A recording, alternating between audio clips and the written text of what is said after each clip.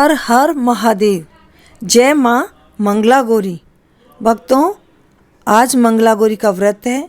सावन के महीने में हर मंगलवार को मनाया जाता है और वैवाहिक महिलाएं अपने पति की लंबी उम्र के लिए यह व्रत रखती है।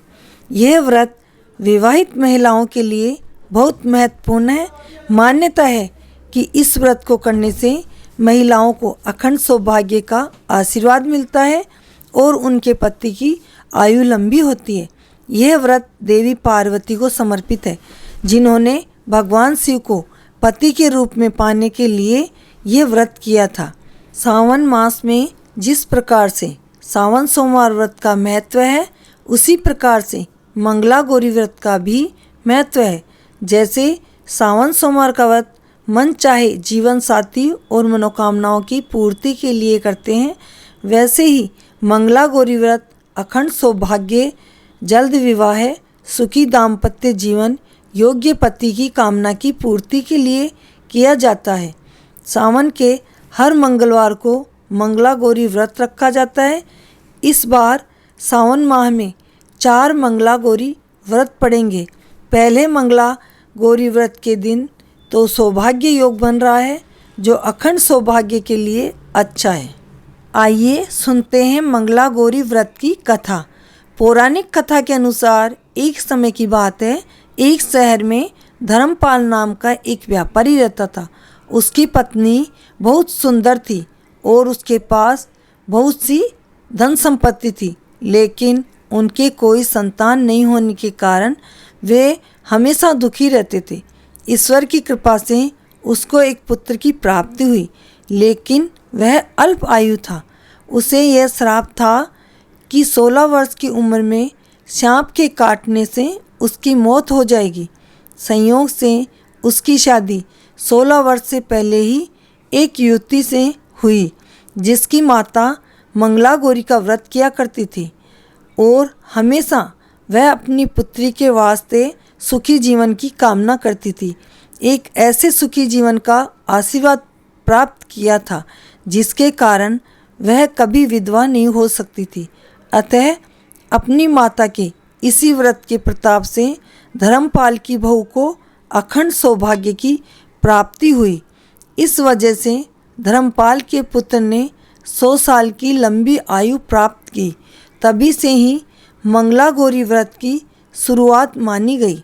इस कारण से सभी नवविवाहित महिलाएं इस पूजा को करती है तथा गौरी व्रत का पालन करती है और अपने लिए एक लंबी, सुखी तथा स्थायी वैवाहिक जीवन की कामना करती है। जो महिला उपवास का पालन नहीं कर सकती है, वे भी कम से कम पूजा तो कर ही सकती है और कथा सुन सकती है। विवाहित महिला अपनी सास तथा ननद को 16 लड्डू देती है।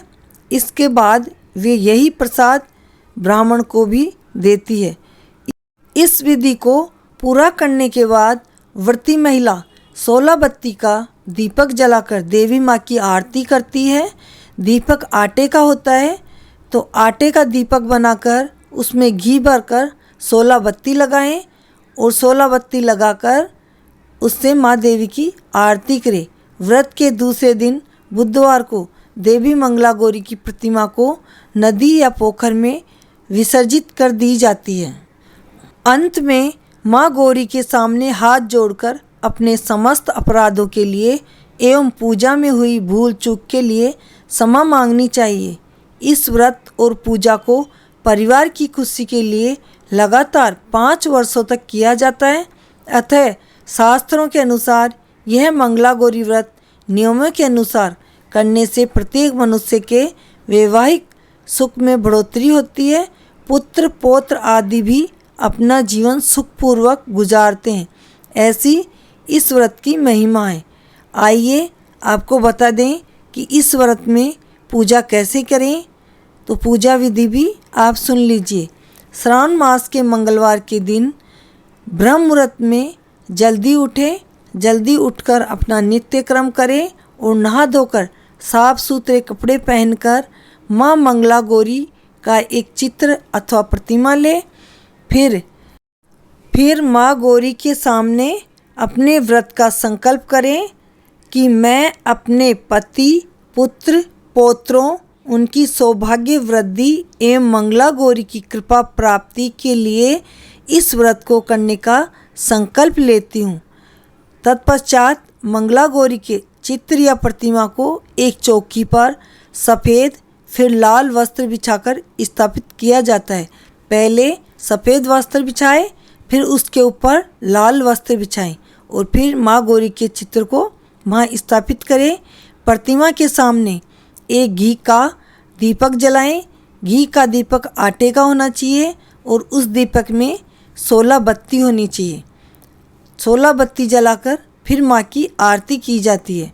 फिर माता के पूजन के पश्चात उनको सभी वस्तुएं 16 की संख्या में होनी चाहिए, जैसे 16 मालाएं, 16 लौंग, वैसे ही 16 सुपारी, सभी चीज़ें इलायची, फल, पान, लड्डू, सुहाग की सामग्री सभी 16 की संख्या में होनी चाहिए। 16 चूड़ियाँ तथा मिठाई अर्पण करें। इसके अलावा 5 प्रकार के सूखे मेवे, 7 प्रकार के अनाज जैसे गेहूँ, उड़द, मूंग, चना, जौ, चावल, मसूर आदि जो भी अनाज आपके पास हो वो कोई भी अनाज आप ले सकते हो। पूजन के बाद मंगला गौरी की कथा सुनी जाती है। इस व्रत में एक ही समय अन्न ग्रहण करके पूरे दिन माँ पार्वती की आराधना की जाती है।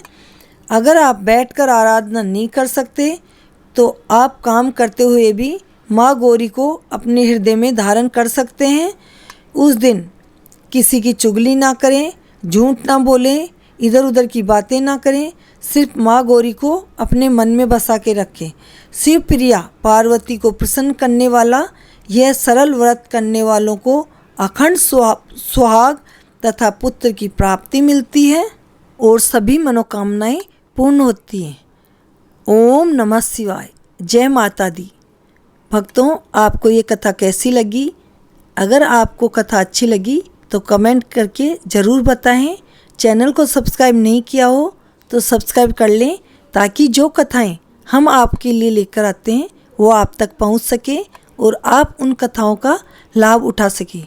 राधे राधे। जय श्री कृष्ण।